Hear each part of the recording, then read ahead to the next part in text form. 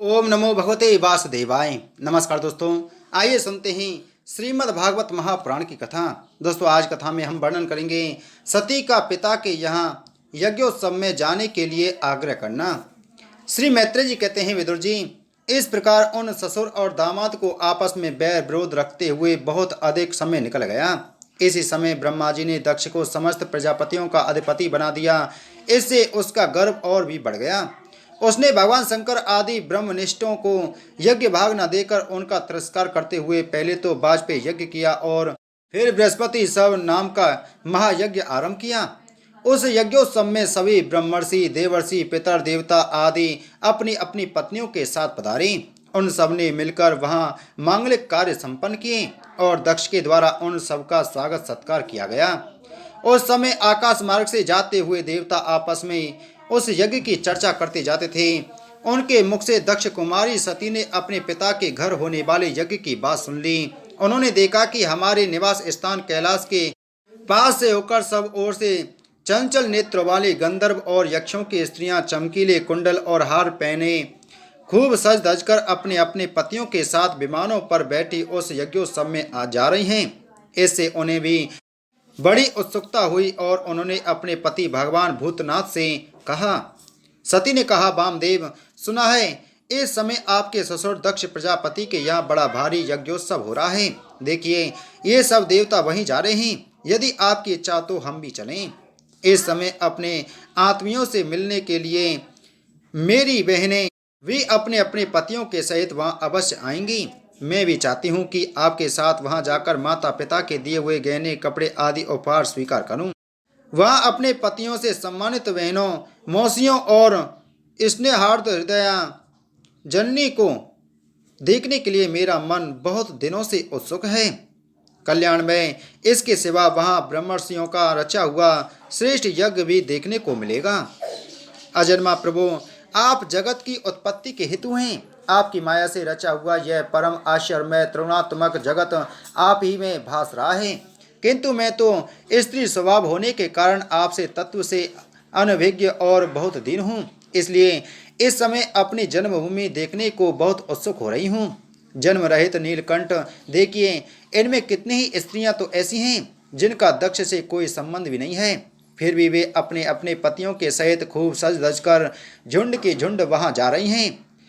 वहां जाने वाली इन देवांगनाओं के राजहंस के समान श्वेत विमानों से आकाश मंडल वह कैसा सुशोभित हो रहा है। सुरश्रेष्ठ, ऐसी अवस्था में अपने पिता के यहाँ उत्सव का समाचार पाकर उसकी बेटी का शरीर उसमें सम्मिलित होने के लिए क्यों न झटपटाएगा। पति, गुरु और माता पिता आदि स्वादों के यहाँ तो बिना बुलाए भी जा सकते हैं। अतएव आप मुझ पर प्रसन्न हो। आपको मेरी यह इच्छा अवश्य पूर्ण करनी चाहिए। आप बड़े करुणामय हैं, तभी तो परम ज्ञानी होकर भी आपने मुझे अपने आधे अंग में स्थान दिया है। अब मेरी इस याचना पर ध्यान देकर मुझे अनुग्रहित कीजिए। श्री मैत्रेय जी कहते हैं, प्रिया सती जी के इस प्रकार प्रार्थना करने पर अपने आत्मियों का प्रिय करने वाले भगवान शंकर को दक्ष प्रजापति के उन मर्मभेदी दुर्वचन रूप बाणों का स्मरण हो आया जो उन्होंने समस्त प्रजापतियों के सामने कहे थे। तब वे हंसकर बोले। भगवान शंकर ने कहा, सुंदरी, तुमने जो कहा कि अपने बंधुजन के यहाँ बिना बुलाए भी जा सकते हैं, सो तो ठीक ही है, किंतु ऐसा तभी करना चाहिए जब उनकी दृष्टि अतिशय प्रबल देहाभिमान से उत्पन्न हुए मद और क्रोध के कारण द्वेष दोष से युक्त न हो गई हो। विद्या, तप, धन, सुदृढ़ शरीर, युवावस्था और उच्च कुल, ये 6 सत्पुरुषों के तो गुण हैं, परंतु नीच पुरुषों में ये ही अवगुण हो जाते हैं, क्योंकि इनसे उनका अभिमान बढ़ जाता है और दृष्टि दोष युक्त हो जाती है एवं विवेक शांति नष्ट हो जाती हैं। इसी प्रकार वे महापुरुषों का प्रभाव नहीं देख पाते। इसी से जो अपने यहाँ आए हुए पुरुषों को कुटिल बुद्धि से भव चढ़ाकर रोष भरी दृष्टि से देखते हैं, उन अभिव्यक्त स्थित चित्त लोगों के यहाँ ये हमारे बांधव हैं, ऐसा समझकर कभी नहीं जाना चाहिए। देवी, शत्रुओं के बाणों से बिंध जाने पर भी ऐसी व्यथा नहीं होती जैसी अपने कुटिल बुद्धि स्वजनों के कुटिल वचनों से होती है, क्योंकि बाणों से शरीर छिन्न भिन्न हो जाने पर तो जैसे तैसे निंद्रा आ जाती है, किंतु कुवाक्यों से मर्म स्थान बिंद हो जाने पर तो मनुष्य हृदय की पीड़ा से दिन रात बेचैन रहता है। सुंदरी, अवश्य ही मैं यह चाहता हूँ कि तुम परमोन्नति को प्राप्त हुए दक्ष प्रजापति को अपनी कन्याओं में सबसे अधिक प्रिय हो। तथापि मेरी आश्रिता होने के कारण तुम्हें अपने पिता से मान नहीं मिलेगा, क्योंकि वे मुझसे बहुत जलते हैं। जीव की चित्त वृत्ति के साक्षी अहंकार शून्य महापुरुषों की समृद्धि को देखकर जिसके हृदय में संताप और इंद्रियों में व्यथा होती है, वह पुरुष उनके पद को तो सुगमता से प्राप्त नहीं कर सकता। बस दैत्यगण जैसे श्रीहरि से द्वेष मानते हैं, वैसे ही उनसे कुड़ता रहता है।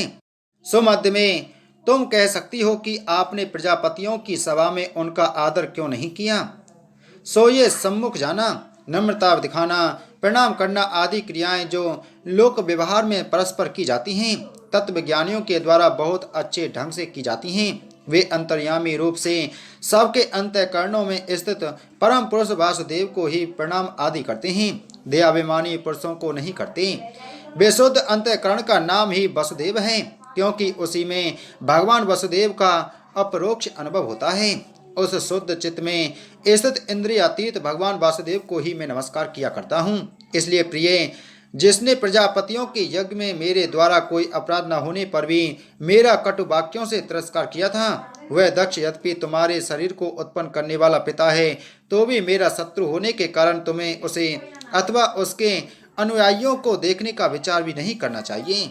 यदि तुम मेरी बात न मानकर वहां जाओगी तो तुम्हारे लिए अच्छा न होगा, क्योंकि जब किसी प्रतिष्ठित व्यक्ति का अपने आत्मीय जनों के द्वारा अपमान होता है, तब वह तत्काल उनकी मृत्यु का कारण हो जाता है। बोलो श्रीमद् भागवत महापुराण की जय। बोलो श्री कृष्णचंद्र भगवान की जय।